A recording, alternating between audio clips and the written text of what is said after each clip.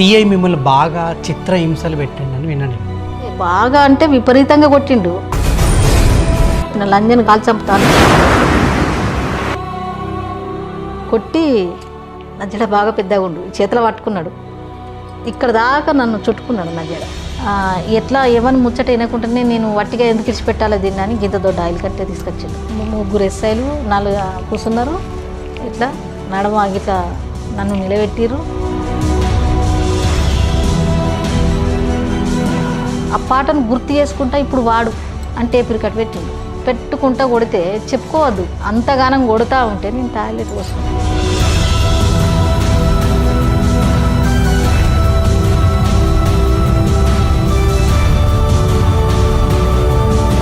ఇదేమి హింసలు, ఇదేమి పాలన, ఇదేనా ప్రజాస్వామ్యం, ఇదేనా ప్రజారాజ్యం. విపరీతంగా అదే బాగా అంటే విపరీతంగా కొట్టిండు. కొడితేనే నన్ను చంపే హక్కు నీకు ఎక్కడిది, కాల్చి పారేస్తా అన్నప్పుడే చెప్పిన లంజని కాల్చి చంపుతా అన్నాడు. ఒకటే మాట చెప్పిన, నన్ను కాల్చి చంపే హక్కు నీకు లేదు, రాజ్యాంగంలో నన్ను చంపాలని ఏం రాసిపెట్టలేదు. అంబేద్కర్ గారు ఏమన్నా రాసిపెట్టిండు ఒక మనిషిని పానం తీయాలని గిట్ట ఉన్న దాంట్లో రాజ్యాంగంలో ఉందా? నన్ను ఎట్లా చంపుతావు? నేనేమన్నా తప్పు చేస్తే ఇక్కడ ఉన్నటువంటి గ్రామ ప్రజలు ఉన్నారు, గ్రామ పంచాయతీ కాడికి తీసుకుపోయి ప్రజా కోర్టు పెట్టి ప్రజల ముందు నేనేం తప్పు చేసినో చెప్తే నేను ఆ తప్పుకు చంపుడు కాదు, నువ్వు ఏ శిక్ష చేసినా నేను విధించినా నేను అది అనుభవిస్తా. కానీ నువ్వు నన్ను చంపే హక్కు నీకు ఎక్కడిది? మళ్ళీ పోనీ ఒక అంత గలీజ్గా ఒక లంజా అని మాట్లాడుతున్నావు. సమాజంలో నాలాంటి ఆడవాళ్ళు ఎంతమంది ఉన్నారో వాళ్ళంతా లంజలైనప్పుడు కామన్గా నేను కూడా ఒక లంజనే, నేను ఒక్కదాన్ని లంజని ఎట్లా అని చెప్పిన. ఈ చెంప కొట్టిండు. అంటే నేను ఆ మాట అనేసరికి వాళ్ళ కుటుంబానికి కూడా వస్తుంది కదా, అనేసరికి కొట్టి నా జడ బాగా పెద్దగా ఉండు చేతిలో పట్టుకున్నాడు. ఇక్కడ దాకా నన్ను చుట్టుకున్నాడు. నా జడ చుట్టుకొని లాక్కపోయాడు. వెనక గుంజుకపోయిందిగా జడబట్టి జడబట్టి గుంజుకపోయాడు. లాక్కపోయి పోతా ఉంటే మామూలుగా వర్షం పడుతుంది. ఆ గ్రామంలో పిల్లలు ఆ ముసురు పడుతుంటే ప్యాకాట ఆడుకుంటారు. ఆడుకునేటోళ్ళు బయటకు వచ్చేమో సప్పుడు అవుతుందని చూసేవారకాలు బయటకు వచ్చిన వాళ్ళు వాళ్ళని కూడా పట్టుకున్నాడు. ఇది పెద్ద నక్సలేటు, అయ్యో సార్ ఎందుకు కొడుతుర్రు ఆమెనని ఒక పిల్లగాడు అన్నాడు ధైర్యం చేసి. ఇది పెద్ద నక్సలేటు, దీనికి మీరు కూడా సపోర్ట్ చేస్తున్నారని వాళ్ళని కూడా కొట్టిరు. అట్టంల గంగయ్య అని ఒక ఆయన ఉండే,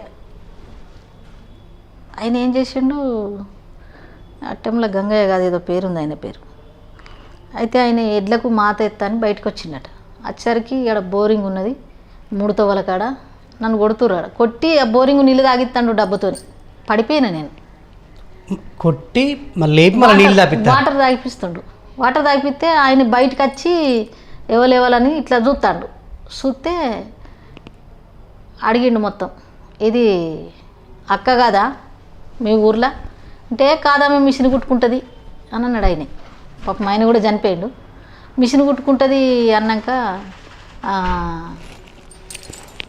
అబద్ధం ఆడుతున్నావు ఏందని ఆయనతో తుపాకీ మర్రేసి 3 దెబ్బలు పెట్టిండు ఆయన. పెట్టినోళ్ళు ఆయన అనుకుంటూ పోయాడు. ఇక ఆడ నుంచి వెళ్ళి జీబులు ఎక్కించుకున్నాడు. కథం రామడుగు మండలం తీసుకుపోయాడు. ఆడ నుంచి ఆడ మస్తు చిత్రహింసలు పెట్టి కొట్టారు విపరీతంగా. ఆడ నుంచి అక్కడ సత్యానందం ఎస్ఐ, పుల్లరావు ఎస్ఐ, ఇంకో పేడపల్లి ఎస్ఐ పేరు నేను మర్చిపోయినా. ఈ 3 ఎస్ఐలు, ఈ సిఐ, ఈ 3 కలిసి బాగా చిత్రహింసలు పెట్టి కొట్టారు నన్ను. కొడతా ఉంటే అప్పుడు కరీంనగర్ జిల్లాల గ్రంథాలయ చైర్మన్గా కోడూరు సత్యనారాయణ గౌడు, ఆయన కాంగ్రెస్ పార్టీ. ఈ నేనున్నటువంటి గ్రామం బూరుగుపల్లి గ్రామం సర్పంచి, గ్రామ సర్పంచి సాగి సంజీవరావు. అయితే ఈ పట్టుకపోయినప్పుడు అక్కడ చూసి పలాని వానక్కను పట్టుకపోయినరు పోలీసు వాళ్ళు. నైట్ బాగా కొట్టి పట్టుకపోయినరు. అంటే నా ఫ్రెండు, నాకు బాగా క్లోజ్ ఫ్రెండ్ ఉండే. ఆ రూమ్ తీసుకున్నాక పక్కకు లక్ష్మి, గడ్డం లక్ష్మి అని చాలా మంచి ఫ్రెండు, మొన్న చనిపోయింది ఆమె కూడా. అయితే ఆమెనే అందరికి చెప్పింది అక్కను పట్టుకపోయినరని. చెప్పేసరికి ఆయన ఏం చేసిండంటే ఈ సర్పంచి ఈ సత్యనారాయణ గౌడ్కు ఫోన్ చేసి ఇట్లా నాతో పాటు గ్రామస్తులను 2 పట్టుకొచ్చిండు. వాళ్ళు కాంగ్రెస్ కార్యకర్తలు. ఆ 2 వల్ల నాకు మనోళ్ళని పట్టుకపోయినరు అనగానే సత్యనారాయణ గౌడు ఈ సర్పంచ్ని పంపించిండు.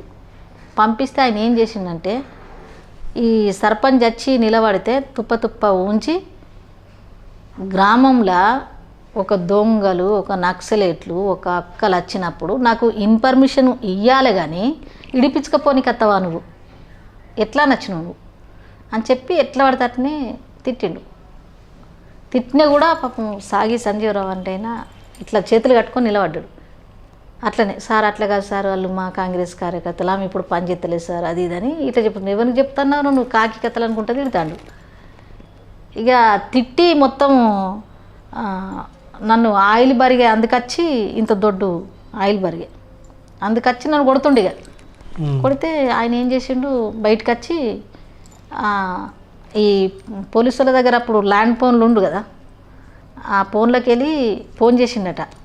సార్కి ఒకసారి ఫోన్ చేయించుకుంటా అని అంటే ఫోన్ చేస్తే ఆయన పాపం మళ్ళా ఈ సిఐకి ఫోన్ చేసిండు. ఆమె కూడా మా కాంగ్రెస్ కార్యకర్తనే, వదిలిపెడతావా నేను రావాలని అడిగిండట ఆయన. అప్పుడు సత్యనారాయణ బాగా నడిచేది. అన్నాక సరే అని చెప్పి ఇక నన్ను ఎట్లా ఎవరిని ముచ్చట వినకుండానే నేను వట్టిగా ఎందుకు ఇడిచిపెట్టాలో దీన్ని అని గింత దొడ్డ ఆయిల్ కట్టే తీసుకొచ్చిండు.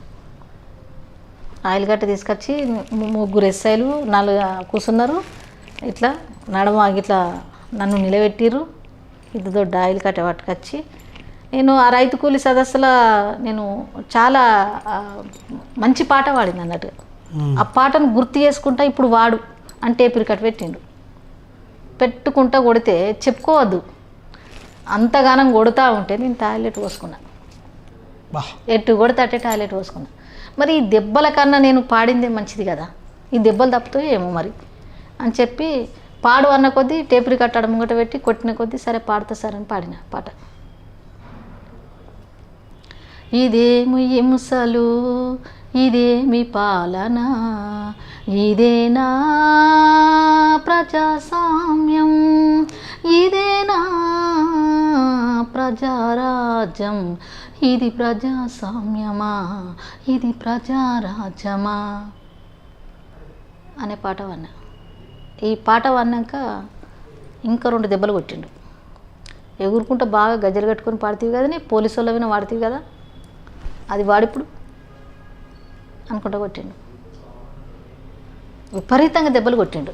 కొట్టేసరికి అట్లా కొడుతూనే ఉన్నాడు. మళ్ళా ఫోన్ వచ్చింది, సత్యనారాయణ గౌడ్ ఫోన్ చేసినాక అప్పుడు నన్ను మళ్ళా గ్రామ సర్పంచ్తో నన్ను విడిచిపెట్టి, లేకపోతే నన్ను ఆ రోజు నన్ను ఎన్కౌంటర్ చేసేవాళ్ళు.